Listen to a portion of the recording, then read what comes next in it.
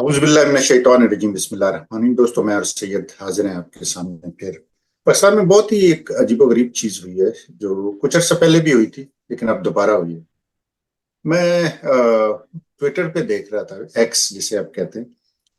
कहते हैं जी, बलूचिस्तान अपनी काफी अरसे से रेजिस्टेंस की लड़ रहा है। वहां से बेशुमार लोग, नामालूम अफराद बेचारे वो लापता हो रहे हैं। लोग वहां पे उन्हें नामालूम उसमें कर देते हैं। फिर उसके बाद केपी ने तो एब्सोल्युटली अमेजिंग काम किया पिछले 2-3 जो इलेक्शंस हुए उनमें। और सिंध में भी अब कह रहे हैं हो रहा है, तो वो कह रहे हैं जी पंजाब के खुसरे जाते हैं। पंजाब में अभी तक सिर्फ यही हमें नजर है। मैं एग्री नहीं करता। मैं देखता हूँ कि वोटर्स ने बहुत कमाल किया है फैसलाबाद में, लाहौर में, सेंट्रल पंजाब, जिसे ये लोग जो चोर लोग हैं ये अपना गढ़ कहते थे, वहां पे भी बहुत हुआ है। लेकिन आजकल स्पेशली आज ये हमारे जो खुसरे हैं या हिजड़े या ख्वाजा सराब इन्हें कहते हैं, ये बहुत हैं। कुछ दिन पहले आपने सुना होगा सैयद के वो थाने पे इन्होंने हमला किया था क्योंकि इन्होंने तंग कर रहे थे पुलिस वाले। तो वो फिर पुलिस वालों ने इनसे माफी मांगी थी। पुलिस ऑब्वियसली आपको पता ही है कि वो माफी मांगने की शेर है। वो हर तरह की बदमाशी करते हैं, फिर जहां पे जरा कोई ताकतवर नजर आता है तो उससे फिर माफी मांगते हैं। तो उन्होंने माफी मांगी थी। कुछ अर्सा पहले आपको याद होगा कि जर्नलिस्ट हैं समी इब्राहिम, उन पे भी कुछ इसी तरह का हमला किया था इन लोगों ने, हिजड़ों ने बजाहिर। अब पाकिस्तान में हमारे हिजड़ों की जो तारीख देखी ना, अगर तो कोई इतने कभी भी वायलेंट नहीं रहे। वो उन्होंने कभी इस तरह की हरकतें नहीं की। और खास तौर पे समी इब्राहिम से कुछ लेना देना नहीं है। पुलिस वालों ने तो चले उन्हें तंग किया था। आज जो वाकया हुआ है, जो बहुत ही वो अजीबो गरीब सा वाकया है, पीटीआई के सेक्रेटरी इंफॉर्मेशन है जो रऊफ हसन, वो न्यूज चैनल पे वो बात कर रहे थे। तो वो वहां से न्यूज चैनल से निकले तो अचानक उन पे चार इन्होंने हमला कर दिया। उन्हें ब्लेड मारा है, लाइक जो बाकायदा शेविंग ब्लेड होता है, उन्हें मार के चेहरे पे। बेचारा वो लहू से तर-बतर, वो क्या कहते हैं, तरबतर हो गए लहू से वो उनके। तो क्या हो रहा है ये, क्या आप क्या समझते हैं? मैं आजकल जो एक इस इंसिडेंट के बाद से एक बड़ा मशहूर एक सेइंग हुई है, ये जो खुसरा गर्दी है इसके पीछे वर्दी है। तो ओ, मैं इस सेइंग से शुरू करूंगा बात। लेकिन मैं बहुत मोहतात होकर बात करूंगा, क्योंकि मैं किसी भी तरीके से हमारे जो ख्वाजा सिरा कम्युनिटी है, जो कुदरती तौर पे बेचारे जो है ऐसे, हमें उनसे बहुत ज़्यादा प्यार है, हमारे सब पाकिस्तानियों को। और हम हमारी यही कोशिश होगी कि जब अच्छी हुकूमत आए उनको सबसे ज़्यादा राइट्स मिले, उनके साथ सबसे ज़्यादा अच्छा सलूक हो, उनको नौकरियां मिले, उनकी खुशहाली आए। अब मैं आता हूं कि उन लोगों की तरफ जिन्होंने ये पूरा हमारे ख्वाजा सिरा कम्युनिटी को बदनाम करने की कोशिश की है। ये उनके ऊपर भी इनडायरेक्ट अटैक था कि उनको इस्तेमाल किया गया है इस चीज़ के लिए। और और आप ये देख, जिस तरह आप बता रहे हैं कि ये काफ़ी दफ़ा इन्होंने ये टारगेट किया है। क्योंकि अब मुझे ये समझ नहीं आ रही कि इसके पीछे इनकी क्या ऐसी गेम है कि इन्होंने ख्वाजा सराओं को इस्तेमाल किया, या उनके रूप बदल के ये जो आए, जो कहा जा रहा है कि ये मिलिट्री इंटेलिजेंस के बंदे थे। क्योंकि उनमें से एक दो ऐसे थे जिनके बूट्स बहुत बड़े बड़े थे, वो आर्मी के बूट्स थे, और वो बहुत ऑब्वियस था कि मर्दाना उनकी चाल ढाल थी, और उनकी जिस्म जिस्म से पता लग रहा था, जिसामत से, कि वो मर्दाना आदमी। तो अब मैं यही कहूंगा कि हमारे ख्वाजा सरा तो बहुत दलेर लोग हैं, बहुत ज़बरदस्त लोग हैं, और बड़े अपनी मेहनत कश लोग हैं, ये अपनी राइट्स के लिए लड़ने वाले लोग हैं। तो जो असल में जो खुसरे हैं ना, जो इस वक्त जो बैठे हुए हैं, जो मुल्क को संभाल के, जो सबसे बड़ा खुसरा है, जो आपको पता है, जिसने मुल्क को ऐसी तैसी फेर दी है, तो मैं उनकी तरफ आता हूँ। तो ये जो है ना, ये पहले जो ये थे आपके, ये 1-2 दिन पहले ना, यही 4-5 बंदे ये आइडेंटिफाई किए थे, सीसीटीवी कैमरा पे इन्हें कैप्चर किया था।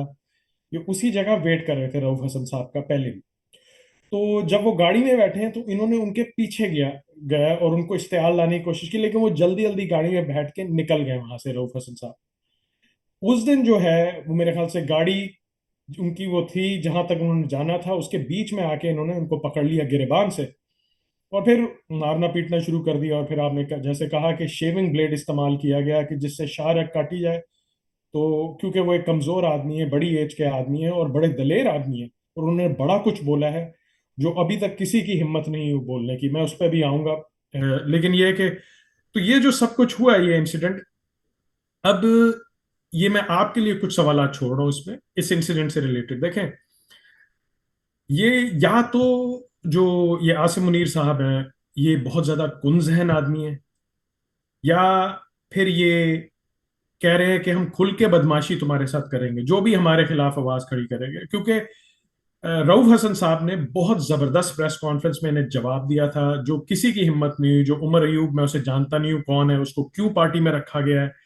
یہ چند ایسے لوگ ہیں جو نو بڈیز تھے، جن کو کوئی نہیں جانتا تھا، انہیں آگے پارٹی میں رکھ دیا گیا ہے. اور جو تو میں یہ کہہ رہا ہوں کہ جو انہوں نے سٹیٹمنٹس دی، انہیں ضرور لازمی انہوں نے ٹارگٹ کرنا تھا.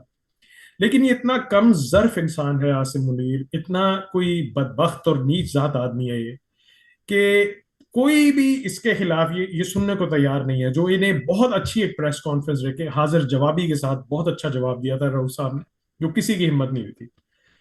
تو مجھے یہ، میں آپ کے لیے ایک سوال چھوڑوں گا کہ یا تو یہ انسان، یا یہ جو اوپر اس کے ساتھ جو جتھا ہے عاصم منیر کے، یہ بہت زیادہ کن ذہن لوگ ہیں جو غلطی پہ غلطی کرے جا رہے ہیں اور اپنے آپ کو ایکسپوز پہ ایکسپوز کرے جا رہے ہیں، یا پھر یہ کہہ رہے ہیں کہ کھل کے ہم بدماشی کریں گے، تم جو کر سکتے ہو کرو. تو یہ ایک آپ کے لیے ایک سوال میں چھوڑ رہا ہوں. دوسرا سوال یہ ہے کہ مجھے ایک چیز ابھی تک سمجھ نہیں آئی ہے. عمران خان کے جو دلیر لوگ تھے، جس طرح کچھ، اب مجھے شیر افغان مروت کے بارے میں لوگ کہتے ہیں کہ وہ ڈاؤٹ فل آدمی ہے، جو کچھ بھی ہے، لیکن وہ آدمی ایک دلیر آدمی ہے. وہ کراؤڈ کو پل کرتا ہے، اس کی ایک کرزما ہے، اس کی ایک پرسنالٹی میں، وہ لوگوں کو نکالتا ہے باہر. اس وقت آپ کو ایسے لوگوں کی ضرورت ہے. عمر ایوب جو ہے، اس کے بارے میں اوورسیز پاکستانیز نے اس کو بہت زیادہ اس کو ناپسند کیا تھا، جب عاصم منیر یہاں دنیا، وہ جب امریکہ کے ٹور پہ گیا تھا، اور اس نے منع کیا تھا کہ پروٹیسٹ نہیں کرنا، حتیٰ کہ وہی وقت تھا پروٹیسٹ کرنے کا عاصم منیر کے خلاف. تو اس وقت اس نے اسٹیٹمنٹ دی تھی. اور پھر یہ ایوب خان کی فیملی سے بھی ہے، تو وہ لوگ کہہ رہے ہیں کہ ویسے ہی ایک ڈاؤٹ فل کیریکٹر ہو جاتا ہے. ابھی اس نے اسٹیٹمنٹ دیا ہے کہ یہ شہباز شریف اس کے لیے رسپانسبل ہے.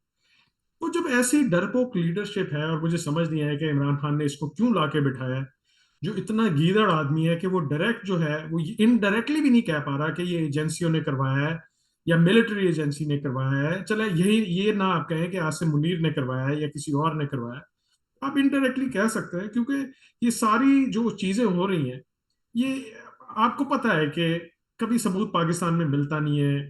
ہمیشہ سے یہ ایک ہی ایجنسی ہے، اور اس کو افسوس کی بات یہ ہے کہ اس کو اس حد تک گرا دیا گیا ہے. یہ ایجنسی جو ہوتی ہے آئی ایس آئی، یہ آپ کی باہر کی دنیا کے لیے آنکھیں اور کان ہوتی ہے. اس کو اس حد تک ڈومیسٹکلی اس باجوہ نے اور عاصم منیر نے برباد کر کے رکھ دیا ہے کہ یہ اس طرح کی لوکل چیزوں میں، اتنی لو لیول چیزوں میں الجھ کے رہ گئے.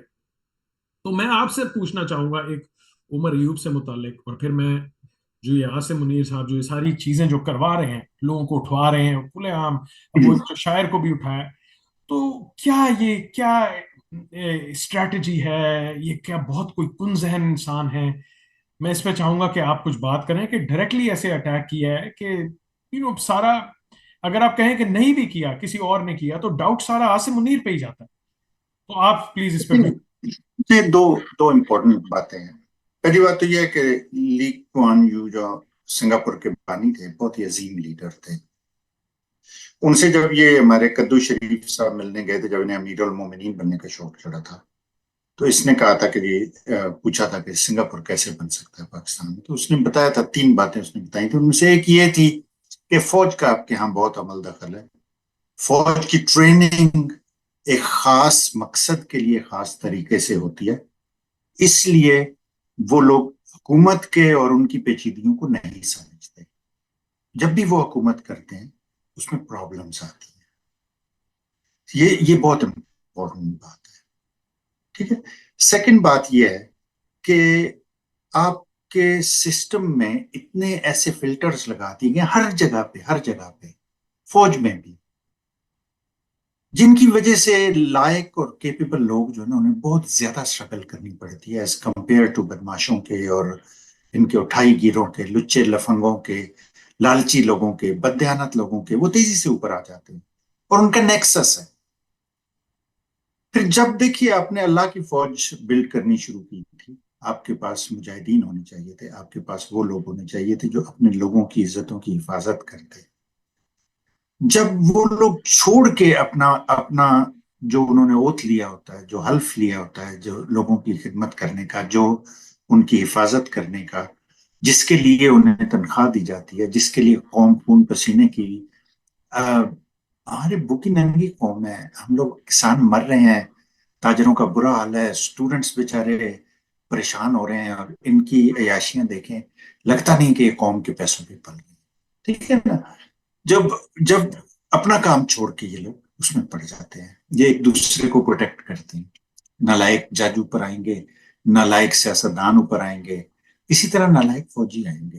ہم لوگ یہ بہت سنتے ہیں کہ جی نہیں نہیں، پوری فوج ایسی نہیں ہے، بڑے بڑے اچھے لوگ ہیں. کہاں ہیں وہ اچھے لوگ؟ اللہ تعالیٰ نے جب ضرورت کے وقت اگر آپ برائی کے خلاف کھڑے نہیں ہوتے اور بات نہیں کرتے، اس کے لیے بہت سخت وعید ہے، اس کے لیے کافروں سے زیادہ سزا ہے.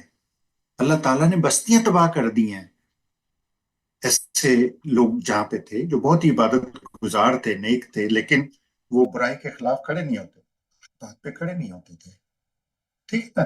تو عاصم منیر کوئی آئسولیٹڈ انسیڈنٹ نہیں ہے.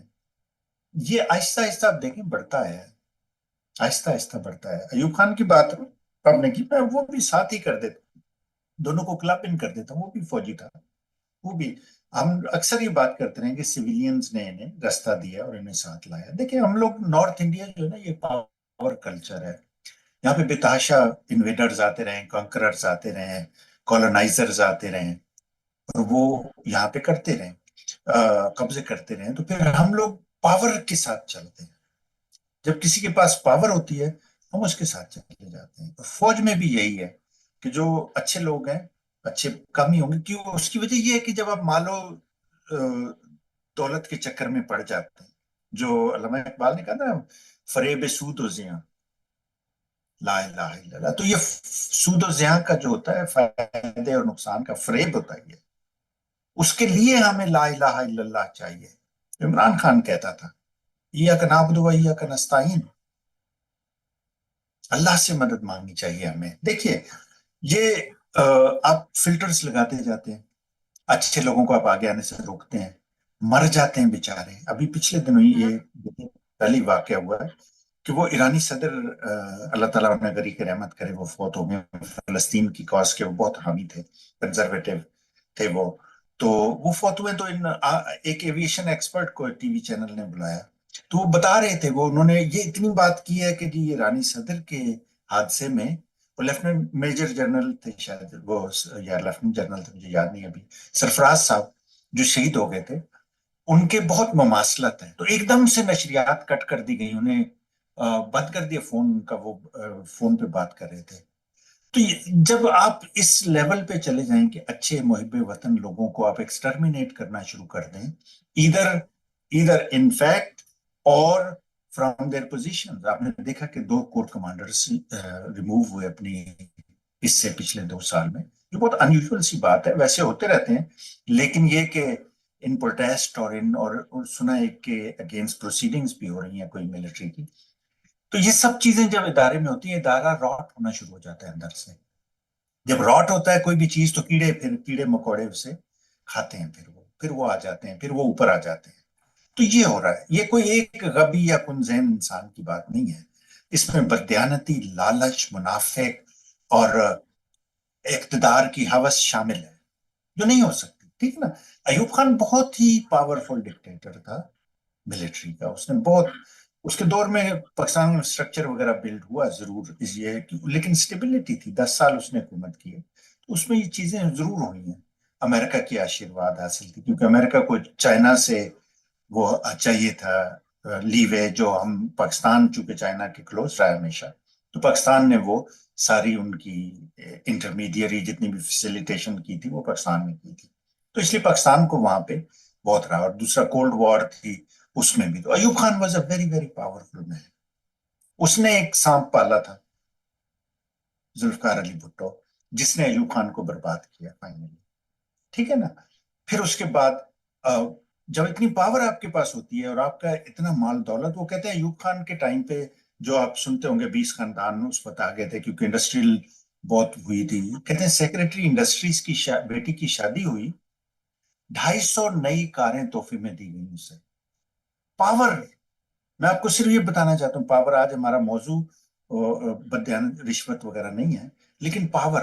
پھر اس کا بیٹا گوہر ایوب, ٹھیک ہے نا, وہ گوہر ایوب کو جب انہوں نے بھیجا, جنگ 1965 کی جنگ ہو رہی تھی, وہ فوج میں اس سے بھرتی کرایا, تو گیلنٹری اس علاقے کا وہ ہے, تو انہوں نے اس چکر میں اسے بھرتی کرایا تھا.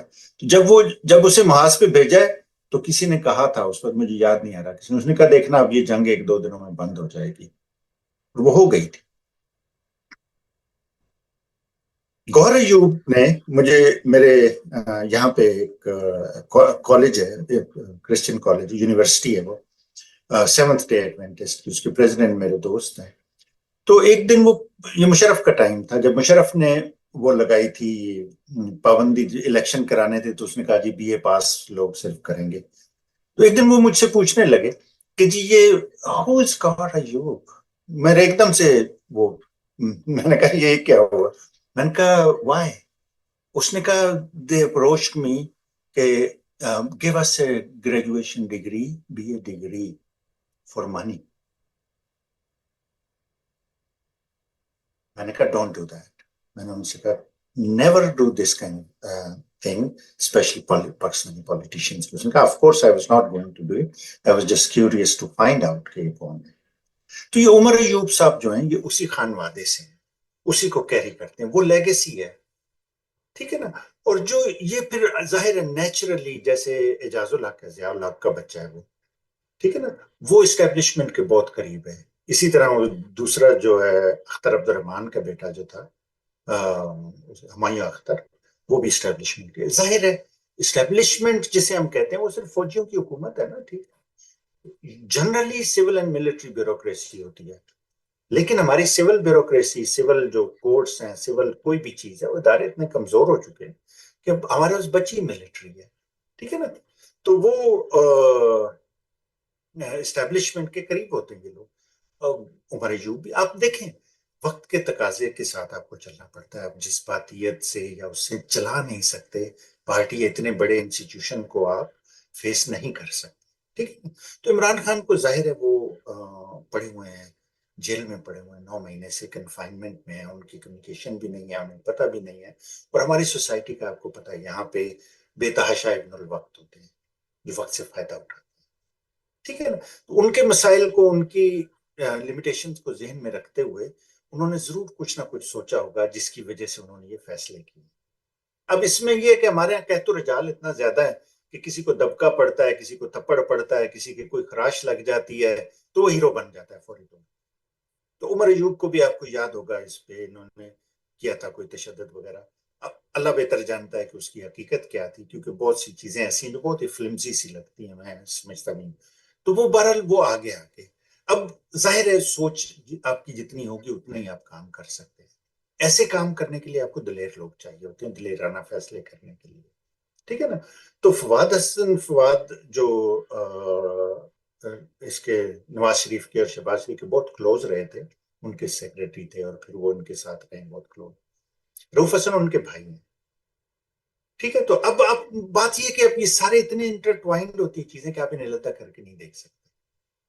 وی کین ناٹ سے فار شور کہ کیا ہو رہا ہے پردے کے پیچھے. ہمیں سامنے کی بینر سطور میں جو چیزیں وہ پڑھنے کے لیے ہمیں کرنی ہوتی ہے, سامنے کی چیزیں ہمیں نظر آتی ہیں.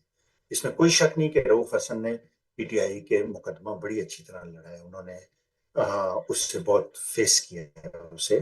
تو یہ ایک بہت سے فیکٹر آپ نے دیکھا, جوڈیشری بھی تھوڑی بہت آگے آ رہی ہے. تو انہوں نے سب کو ہو سکتا ہے پیغام دیا اس سے کہ اگر ہم یہاں تک پہنچ سکتے ہیں تو اس سے آگے بھی جا سکتے ہیں. اب ہجڑے کیوں بن کے انہوں نے ان کا بھیس بن کے کیوں کیا ہے؟ ظاہر ہے آدمی اگر ہوتے تو پھر اسکروٹنی شاید تھوڑی شاید زیادہ ہوتی ہے, آئیڈینٹیفائی کرنا ایزی ہوتا. خواتین کے یہ obviously نہیں آ سکتے تھے اس میں, حالانکہ حرکتیں ان کی کوئی ایسی نہیں ہے کہ کوئی اتنا ہم لوگ فخر کر سکیں اس پہ.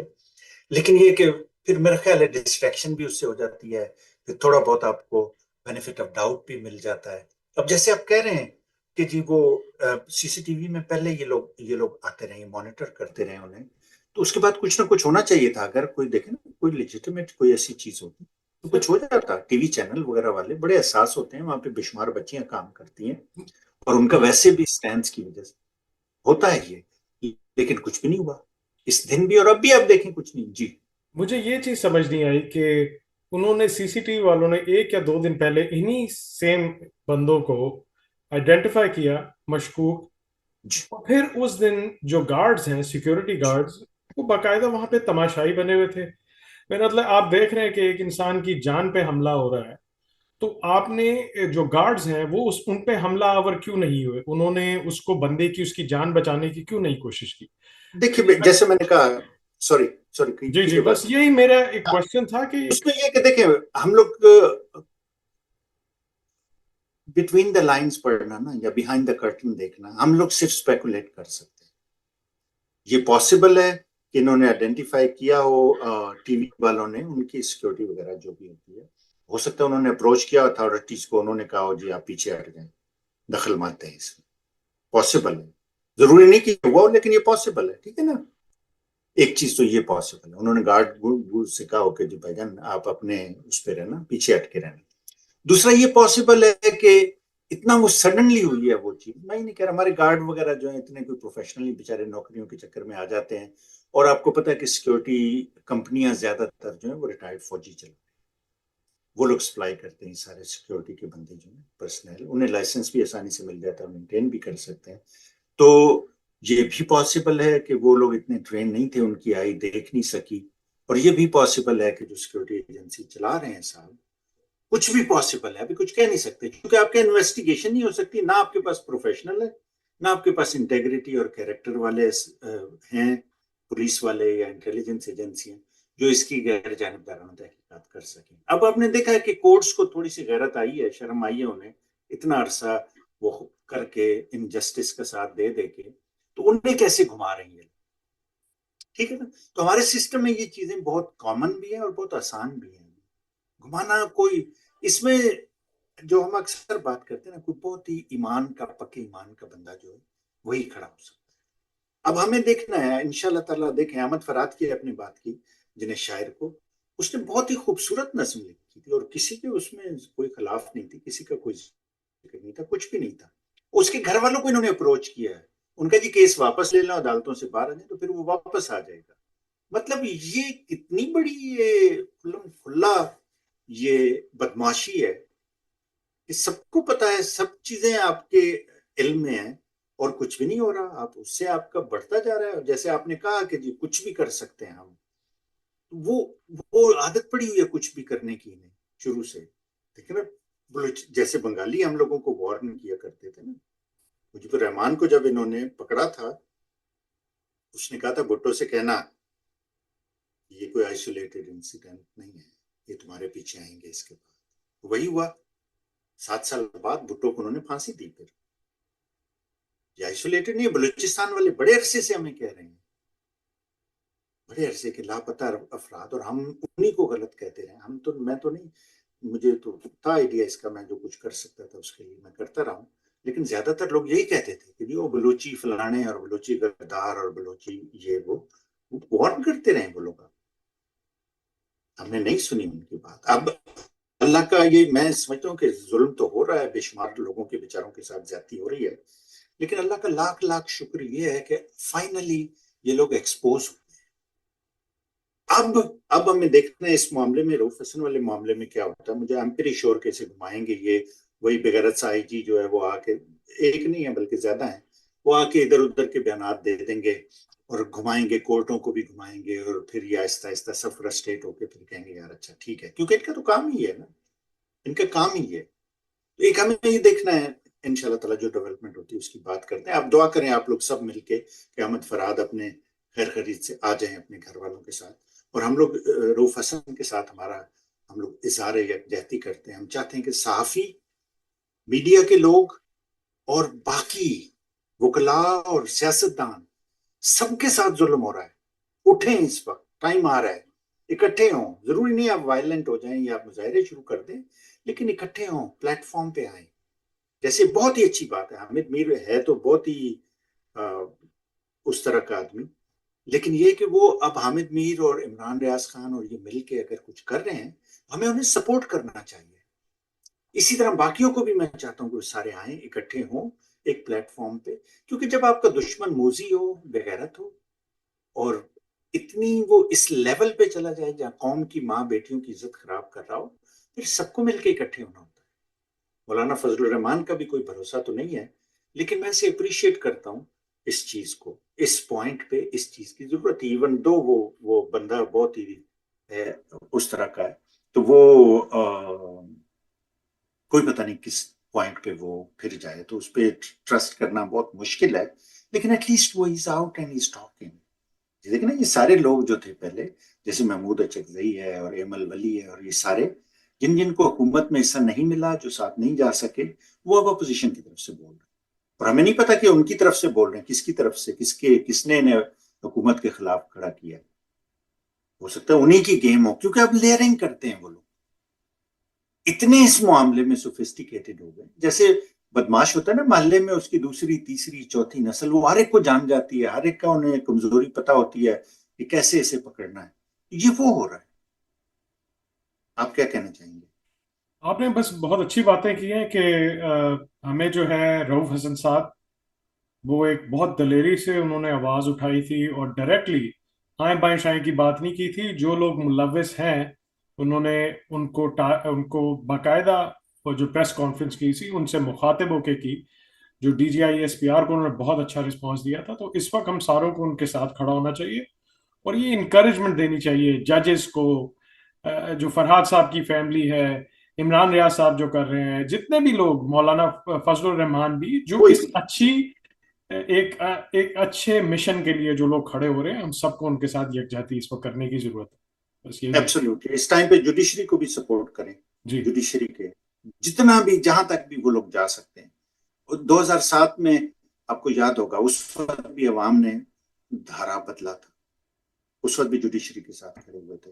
اس سے بہت فرق پڑا ہے. بظاہر تو نہیں لگتا کہ پڑا ہے، لیکن بہت فرق پڑا ہے. تو ہم سب کو مل کے یکجہتی سے اس کا مقابلہ کرنا ہے. اللہ تعالیٰ ہم سب کی حامی ناصر ہو اور ہم سب کی مدد